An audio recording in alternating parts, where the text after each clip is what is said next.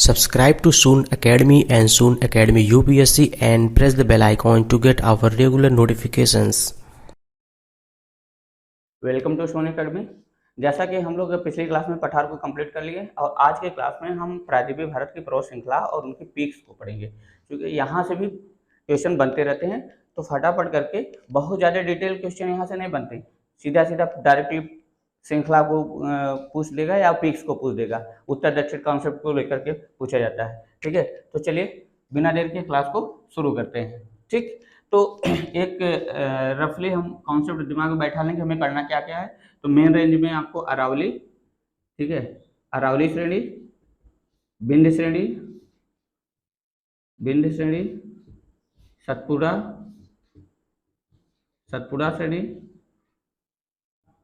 ठीक, पश्चिमी घाट, पश्चिमी घाट पर्वत और पूर्वी घाट, ठीक, उसके बाद नीलगिरी, नीलगिरी श्रेणी। ठीक है, तो मेन ये है। अब इसी के अंतर्गत कुछ और भी पर्वत श्रृंखलाएं हैं जिनको हमें समझना है। ठीक है, तो चलिए शुरू करते हैं। तो सबसे पहले हम अरावली रेंज को पढ़ेंगे, इसको पढ़ेंगे अरावली रेंज को। तो जनरली अगर हम प्रायद्वीपीय भारत को एक रफली मैप बनाएं, ठीक है, ये प्रायद्वीपीय भारत का एक रफली मैप है, ठीक है, ऐसा कुछ। तो अरावली श्रेणी का विस्तार जो है गुजरात के पालनपुर से लेकर के दिल्ली रिज तक फैला हुआ है। कहाँ से कहाँ तक है? गुजरात के पालनपुर से लेकर के दिल्ली रिज तक। तो नोट करिए आप लोग फटाफट, ये है अरावली श्रेणी, अरावली श्रेणी। ठीक है, तो अरावली श्रेणी का विस्तार, पहले तो विस्तार आप लिखेंगे कहाँ से कहाँ तक है। तो नोट करेंगे गुजरात, गुजरात को हम जे से रिप्रेजेंट कर दिए। ठीक है, गुजरात के पालनपुर, पालनपुर से, ठीक है, दिल्ली रिज तक। कहाँ तक? दिल्ली रिज तक इसका विस्तार है। गुजरात के पालनपुर से लेकर के दिल्ली रिज तक इसका विस्तार है।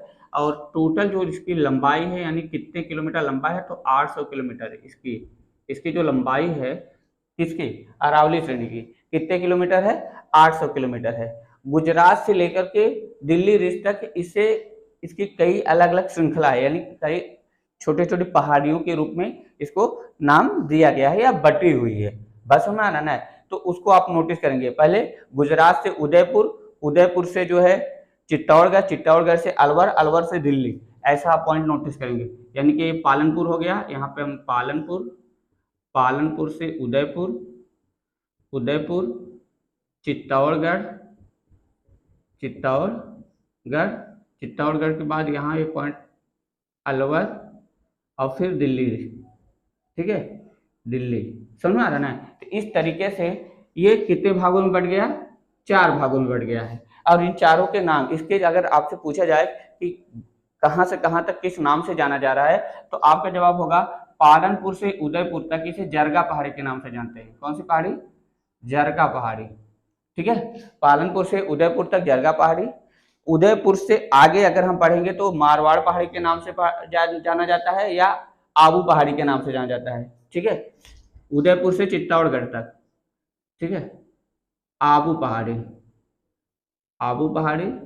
ठीक, चित्तौड़गढ़ से अलवर तक, चित्तौड़गढ़ से अलवर तक इसे किस नाम से जाना जाता है? हर्षनाथ पहाड़ी। ठीक है, हर्षनाथ पहाड़ी, हर्षनाथ पहाड़ी। और अलवर से लेकर के दिल्ली रिज तक जो है इसे किस नाम से जाना जाता है?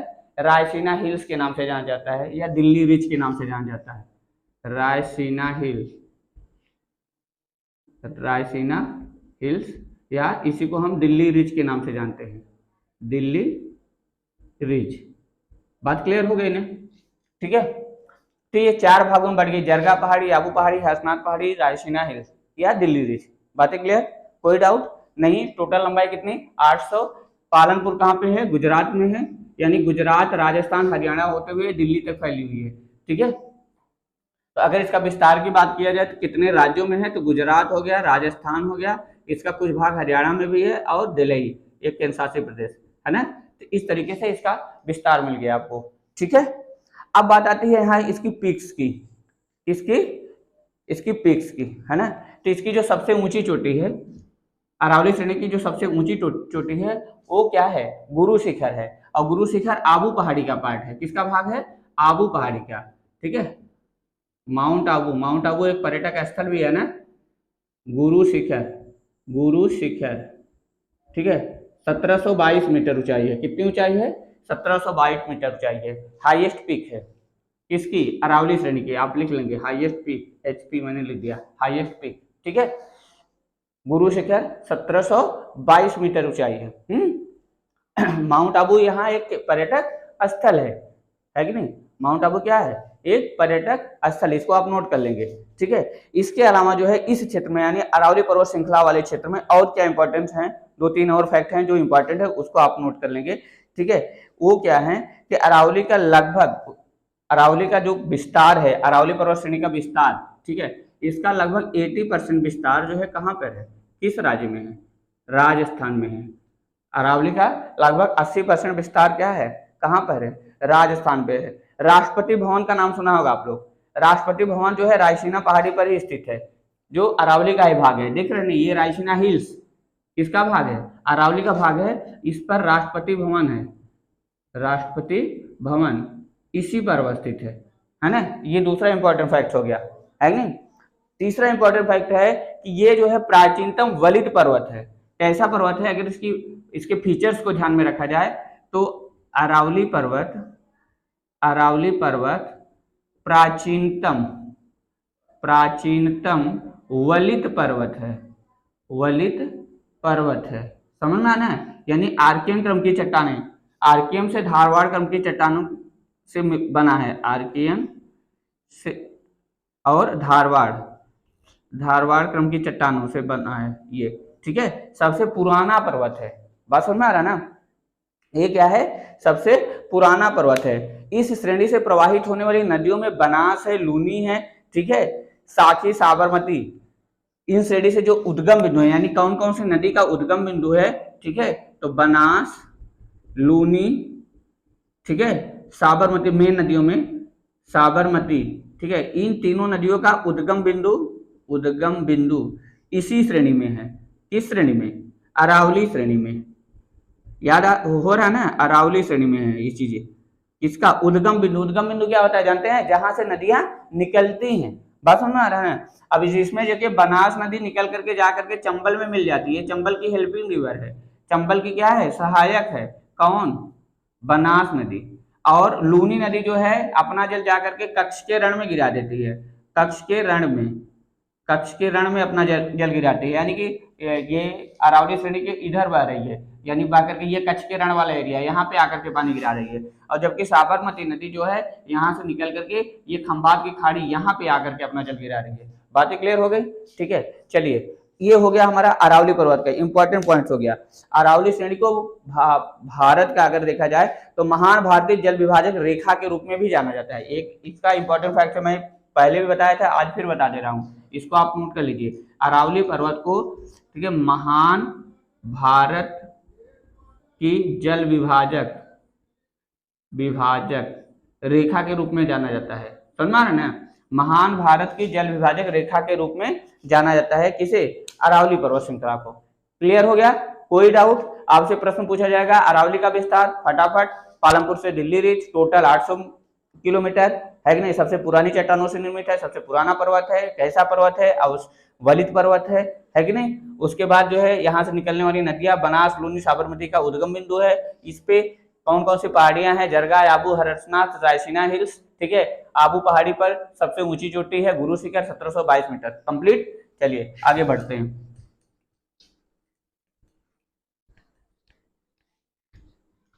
अगला पॉइंट अब हमारा होगा विंध्य पर्वत। ठीक है, क्या?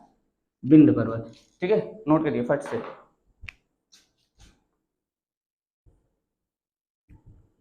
विंध्य पर्वत, ठीक है। विंध्य पर्वत का विस्तार जो है पश्चिम में जो है कहां से? राजस्थान और गुजरात, है ना? पश्चिम में राजस्थान और गुजरात, आप इसको नोटिस करेंगे, विंध्य पर्वत का विस्तार। ठीक है, राजस्थान और गुजरात में इसे जो है आप समझेंगे तो विंध्य पर्वत की ऐसे समझ लीजिए, ये क्षेत्र है, ये इसको अगर हम विंध्य पर्वत का नाम दे दें, ठीक है, ये क्या है? विंध्य पर्वत है। ठीक, इस राजस्थान में जो गिर मांडव गिरनार है ना, ये विंध्य पर्वत का ही पार्ट्स कह सकते हैं, क्योंकि यहाँ पे भ्रंशन के कारण, खंभात की खाड़ी होने के कारण, भ्रंशन के कारण ये अलग हो गया है। पहले बहुत समय पहले उसी का भाग था, है कि नहीं। तो इसका जो विस्तार है पश्चिम में गुजरात और राजस्थान से ले करके मूलतः पूरब में कहाँ तक है, ये बिहार तक फैला हुआ है। पूरब में बिहार तक फैला हुआ है, बिहार तक फैला है, समझ में आ रहा ना, ठीक। और इसको जो है पश्चिम से पूरब अलग अलग पहाड़ियों के नाम से जाना जाता है। पश्चिम से पूरब इसे अलग अलग पहाड़ी के नाम से जाना जाता है, जैसे सतमाला पहाड़ी, ठीक है, सतमाला पहाड़ी, भांडेर श्रेणी, और बिहार में कैमूर श्रेणी के नाम से जाना जाता है, ठीक है। पश्चिम में इसे सतमाला पहाड़ी, फिर उसके बाद भांडेर श्रेणी, भांडेर श्रेणी, ठीक। और फिर पूरब में एकदम जहां बिहार में इसे किस नाम से जाना जाता है, कैमूर श्रेणी के नाम से जाना जाता है, कैमूर श्रेणी के नाम से जाना जाता है कि नहीं। विंध्य पर्वत के बारे में आप ये जान लीजिए कि विंध्य पर्वत में चट्टानों का जो क्रम है उसमें बलुआ पत्थर, चूना पत्थर, ठीक है, और डोलोमाइट्स, इस प्रकार की चट्टानें पाई जाती हैं, ठीक। ये बातें हम आपको पहले ही बता चुके हैं। विस्तार अगर राज्यों का पूछेगा तो मध्य प्रदेश, छत्तीसगढ़, गुजरात, उत्तर प्रदेश और बिहार, ठीक है। ज्यादा फैलाव की बात करेगा, ठीक है, तो मूल श्रेणी में तो मध्य प्रदेश, छत्तीसगढ़, ठीक है, और बिहार, उत्तर प्रदेश, और कुछ भाग गुजरात का, और कुछ भाग राजस्थान से भी, राजस्थान में भी सटा हुआ है, राजस्थान से सटा है, ठीक है। ये इसका विस्तार हो गया। विंध्य पर्वत और सतपुड़ा पर्वत एक प्रकार के क्या है, सामूहिक पर्वत हैं। कैसे पर्वत हैं, सामूहिक पर्वत। तो चलिए विंध्य का कॉन्सेप्ट है, विंध्य पे बहुत इंपॉर्टेंट प्रश्न ज्यादा नहीं बन रहे हैं, है ना। ये भी एक प्रकार का कैसा पर्वत है, अवशिष्ट पर्वत है, नोट कर लेंगे। विंध्य भी एक प्रकार का क्या है, अवशिष्ट पर्वत है, ठीक है। अब हम बात करेंगे जो हमारे दूसरा जो इंपॉर्टेंट पर्वत श्रेणी है वो है कौन, सतपुड़ा, सतपुड़ा पर्वत श्रेणी, ठीक है, सतपुड़ा पर्वत श्रेणी, ठीक है। सतपुड़ा पर्वत श्रेणी का विस्तार अगर आपसे पूछा जाएगा तो जनरली आप जान लीजिए कि नर्मदा और ताप्ती भ्रंश घाटी के मध्य में अवस्थित है, ठीक है। नर्मदा और ताप्ती भ्रंश घाटी के मध्य में, जैसे आप इस तरीके से फिगर को समझिए कि ये स्थिति समझ लीजिए कुछ ऐसा, ठीक है, यानी कि ये एक पोर्शन, ये दूसरा पोर्शन, अगर हम इसको नॉर्थ कर दें और इसको साउथ कर दें, ठीक है, तो नॉर्थ में जो है ताप्ती नदी, ताप्ती भ्रंश घाटी, ठीक, साउथ में नर्मदा भ्रंश घाटी, नर्मदा भ्रंश घाटी, ठीक, और उसके दोनों के बीच में ये जो पर्वत है, ये कौन सा पर्वत है, सतपुड़ा पर्वत, सतपुड़ा पर्वत। तो कभी कभी इस पे भी क्वेश्चन पूछा गया है उत्तर से दक्षिण में, तो देखिए दो पर्वत और दो भ्रंश घाटी का कॉन्सेप्ट अगर आपको समझना है तो सबसे उत्तर में विंध्य पर्वत, ठीक है, विंध्य पर्वत, विंध्य पर्वत के दक्षिण में, ठीक है, ताप्ती भ्रंश घाटी, ताप्ती भ्रंश घाटी, उसके दक्षिण में सतपुड़ा पर्वत, सतपुड़ा पर्वत, और सतपुड़ा पर्वत के दक्षिण में नर्मदा भ्रंश घाटी, समझ में आ रहा है ना, भ्रंश घाटी। इससे क्वेश्चन पूछे गए हैं, ये नॉर्थ टू साउथ, नॉर्थ और ये साउथ, नॉर्थ टू साउथ का कॉन्सेप्ट, इसको आप नोट कर लेंगे फट से, है कि नहीं। चलिए आगे बढ़ते हैं। अब इसके जो प्रमुख श्रेणियां हैं, इसमें राजपीपला है, महादेव है और मैकाल है, ठीक है, राजपीपला, महादेव और मैकाल। आइए सतपुड़ा पर्वत श्रेणी का पश्चिम से जो है पूरब जो विस्तार है उसमें कौन कौन सी श्रेणी है, ठीक है, आप इस तरीके से समझो। ये सतपुड़ा पर्वत श्रेणी, 4 पहाड़ियां यहाँ पे हैं, उसको आप नोटिस करेंगे, ठीक है, 4 अलग अलग श्रेणियां हैं।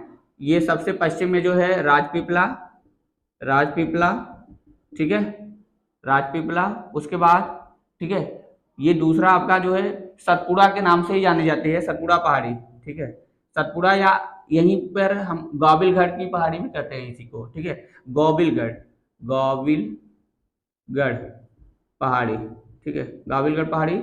ये आपका हो गया कौन सी पहाड़ी, महादेव पहाड़ी, महादेव पहाड़ी, और ये हो गया मैकाल, मैकाल पहाड़ी, समझ में आ रहा है ना। तो इसको, ये सतपुड़ा ही है, तो इस सतपुड़ा को ये 4 भागों में बांट करके हम समझते हैं ना, पश्चिम से पूरब इसका जो विस्तार है कि नहीं। और ये पूरब में कहाँ तक फैली हुई है, पूर्व में मैकाल पहाड़ी कहाँ पे है? अमरकंटक, अमरकंटक छत्तीसगढ़ है ना, यानी कि छत्तीसगढ़ तक इसका विस्तार माना जाएगा, है ना। तो चलिए अब इसमें इंपॉर्टेंट बातें क्या हैं। इंपॉर्टेंट बात यह है कि इनकी पीक्स को लेकर के क्वेश्चन पूछे जाते हैं। तो अगर जैसे आपसे पूछा जाए कि सतपुड़ा पर्वत की सबसे ऊंची पीक्स, ठीक है, तो इसकी जो सबसे ऊंची पीक्स है वो कहाँ पे है? यहाँ पे है, महादेव पर्वत में, है ना, महादेव पहाड़ी में। इसका नाम क्या है? ठीक है, धूपगढ़। धूपगढ़ कितनी ऊंचाई है? 1350 मीटर, है ना। ये आपकी सतपुड़ा पर्वत की सतपुड़ा श्रेणी की सबसे ऊंची पीक्स है, सबसे ऊंची चोटी है। क्लियर हो रहा है? नहीं क्लियर हो रहा है? सबसे ऊंची चोटी ना। इस यहाँ की दूसरी ऊंची चोटी जो है मैकाल पर्वत में है, जिसका नाम क्या है? अमरकंटक। अमरकंटक ऊंचाई कितनी है?